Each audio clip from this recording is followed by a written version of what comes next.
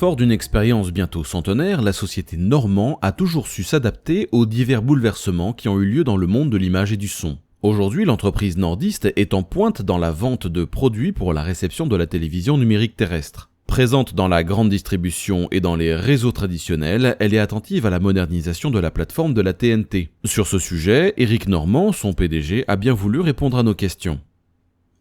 Pouvez-vous nous parler du groupe Normand, de son histoire, de son actualité et peut-être de son avenir ? Oui, bonjour. Alors pour l'histoire du groupe Normand, la société Normand est une société qui a été fondée par mon grand-père en 1923. Donc nous fêterons le centenaire de la société l'an prochain. La société a commencé par fabriquer des postes de radio, postes à lampe, pendant un bon moment. Ensuite, mon grand-père s'est rendu compte que ça devenait compliqué. Il y avait surtout des mastodontes qui arrivaient, tels Philips, enfin des gros trucs, puisqu'à l'époque, des fabricants de radio, il y en avait beaucoup quand même. Et il s'est dit, il faut que je fasse autre chose. Et il a décidé à ce moment-là de faire des mâts d'antenne. Donc, c'est comme ça qu'on est arrivé un petit peu dans l'antenne pure, quoi. Alors, dès le début, c'était quand même déjà tout ce qui permet de recevoir les ondes, mais donc là, le mât d'antenne. Et puis, de fil en aiguille, donc il produisait des mâts, ce qu'on appelait les mâts coniques Balmet. Donc, c'était un mât emboîtable qui permettait de faire des mâts jusqu'à 40 mètres, mais qui tenait en gros dans 2 mètres de longueur au départ, un peu le système canne à pêche. Et il s'est trouvé qu'en 1962, sur le lac de Serre-Ponçon, une usine avait été délocalisée qui venait de Normandie. C'est la société Optex, en fait, notre nom commercial aujourd'hui pour la partie antenne. Et en 60, alors Optex avait été vers 59-60 sur le lac de Serre-Ponçon et ils ont déposé le bilan. Et on a proposé à l'époque à mon grand-père et mon père qui avaient terminé ses études d'ingénieur de racheter cette société Optex qui fabriquait en fait le complément au mât d'antenne, à savoir ce qu'on appelait, ou ce qu'on appelle toujours d'ailleurs, le râteau. Donc, depuis 1962, nous fabriquons le râteau dans l'usine de Saville-le-Lac. Et les mâts d'antenne, alors initialement, c'était enfin, c'est toujours dans le nord, mais c'était à Douai, et nous sommes depuis une vingtaine d'années sur Hénin-Beaumont. La fabrication des antennes, donc on a été 100% fabricant pendant très longtemps. Et puis on a suivi, je vais dire, l'évolution de la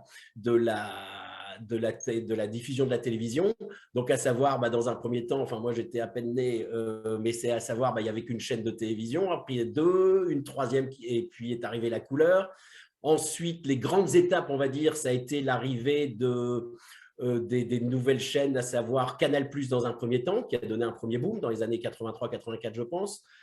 Dans la foulée, la 5 et la 6, où là, on a eu un essor vraiment très important, puisque bien souvent, il fallait des antennes supplémentaires, des amplificateurs. Enfin, c'était, si j'osais, je dirais, c'était le bon temps.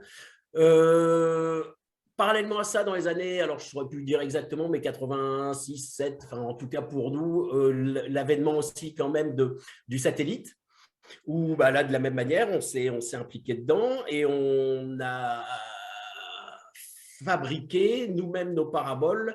Et on avait fait le choix à l'époque, enfin pas à l'époque puisque c'était un peu plus tard, mais disons, on a commercialisé des antennes que nous achetions et après on s'est mis à fabriquer des antennes en matériaux composites.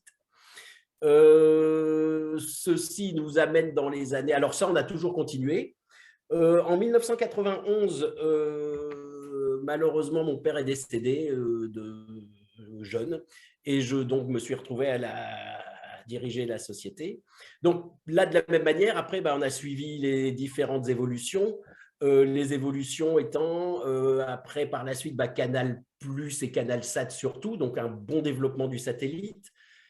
Plus tard, après, alors je ne sais plus les dates exactes, mais je vais dire 2005-2007, je ne sais plus, l'arrivée de la TNT, ce dont aujourd'hui on espère qu'on aura à peu près les mêmes choses, mais c'est-à-dire donc un renouvellement de tout un… Alors, le parc d'antennes n'était pas forcément à renouveler, mais il y avait beaucoup de petits boîtiers pour adapter et convertir les signaux, et ça nous a donné un beau développement, on va dire. Alors, on n'est pas les seuls, hein, il y avait du monde, et il y a toujours du monde. Mais donc, aujourd'hui, on est toujours sur cette lancée, non, parce qu'aujourd'hui, le marché de l'antenne en tant que tel a diminué, il ne faut pas se voiler la face. Nous sommes concurrencés fortement par, je vais dire, la fibre, la DSL, et puis les réseaux câblés. Cela dit, pour situer en gros aujourd'hui la société Normand, c'est aujourd'hui à peu près 60-70 collaborateurs, c'est un petit 20 millions d'euros de chiffre d'affaires, et c'est une clientèle qui est majoritairement, on va dire, la grande distribution bricolage, mais aussi une clientèle de professionnels, à savoir des installateurs d'antennes. Alors, il y en a de moins en moins, mais au moins les grossistes qui peuvent vendre à ces gens. Comment la grande distribution a-t-elle perçu l'arrivée de la TNT ? C'est très clair, la grande distribution, tout le monde le sait, elle aime bien quand il y a des marchés, des nouveaux marchés, des marchés surtout avec des volumes importants. Donc, des années 2007 à 2000, jusqu'au dernier, entre guillemets, saut technologique, c'est-à-dire le passage à la Tout HD, on avait une activité importante et qui leur plaisait parce que générateur de volume. Et puis, il ne faut pas oublier que non seulement il y avait la partie vente de boîtes, mais également aussi beaucoup profiter de remettre à niveau leur installation, et donc ça faisait que tout suivait, quoi. C'est-à-dire qu'on vendait et des antennes et des boîtes et des mâts, et ça a été très bien perçu à l'époque, et c'est ce qu'aujourd'hui, je pense, beaucoup de gens espèrent avec l'avènement, une modernisation de la plateforme TNT qui, si elle doit arriver, les gens sont preneurs, je veux dire. Justement, sur ce point, pouvez-vous nous dire ce que vous attendez de la modernisation de la plateforme TNT ? Et qu'attendez-vous de l'Arcom et des pouvoirs publics pour qu'elle se mette en place rapidement ? Aujourd'hui, je dirais que le plus important, ce serait on va dire de se dépêcher, de savoir ce qu'on peut proposer. Donc aujourd'hui, pour moi, l'important, c'est la fameuse 4K, c'est-à-dire la très, après, on l'appelle comme on veut, mais donc la très haute définition. Je pense qu'il y a une réelle demande, un réel plus, pardon. Parallèlement, on parle aussi beaucoup d'interactivité. Donc ça, dans quelle mesure, jusqu'à quel point, je ne sais pas, mais forcément d'avoir quelque chose de plus attrayant pour le consommateur, enfin l'utilisateur de la TNT. Donc, nous, ce qu'on attend, c'est une mise en place la plus rapide possible, je dirais. Et idéalement, idéalement la Coupe d'Europe de rugby qui a lieu l'an prochain en France, si je ne dis pas de bêtises, donc c'est fin 2023, me semble-t-il. Et puis, dans la foulée, évidemment, les Jeux Olympiques de 2024. Une fois la TNT modernisée lancée, quel type d'équipement vendrez-vous ? Alors nous, on espère vendre beaucoup de choses, pour être très franc.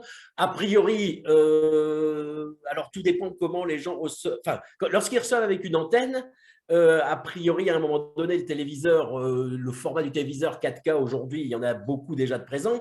Mais en revanche, le signal devrait nécessiter l'adjonction d'une petite boîte, sauf des nouveaux téléviseurs qui vont arriver. Donc, on espère vendre beaucoup, en tout cas, suffisamment de boîtiers TNT, ce qu'on appelait le petit boîtier TNT, un adaptateur, voilà. Et puis aussi, comme je l'ai dit tout à l'heure, en fait, les gens souvent profitent de ce passage entre guillemets obligé pour ceux qui reçoivent, parce qu'il ne faut pas oublier, tout le monde ne reçoit pas que la TNT. Il y a des gens qui reçoivent la TNT, mais qui reçoivent aussi la TNT et le satellite, la TNT et la fibre, tout. Mais tous ces gens-là auront besoin, a priori, de cette petite boîte et souvent profitent, si ça va bien, de moderniser leur installation. Donc, on peut espérer pouvoir vendre aussi d'autres produits, à savoir une remise à niveau des installations, quoi.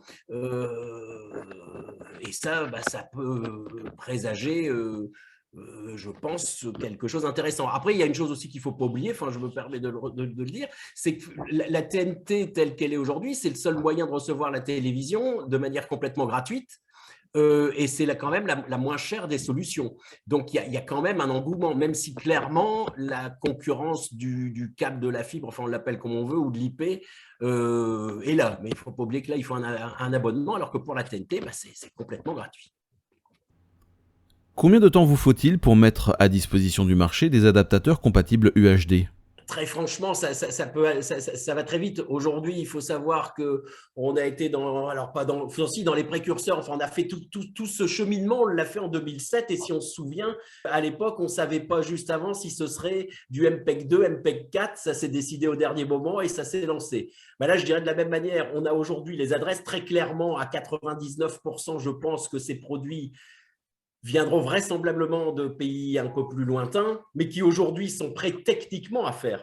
Donc, je dirais que le délai d'approvisionnement, c'est pour moi, à partir du moment où la norme est claire, ou en tout cas le cahier des charges est clair, sous 6 mois, c'est faisable, quoi, à mon point de vue. Après, il y a d'autres impératifs et d'autres impondérables qui font que, par exemple, aujourd'hui, les transports bateaux sont extrêmement compliqués, extrêmement longs. Bon, mais en gros, 6 mois, je pense que c'est jouable.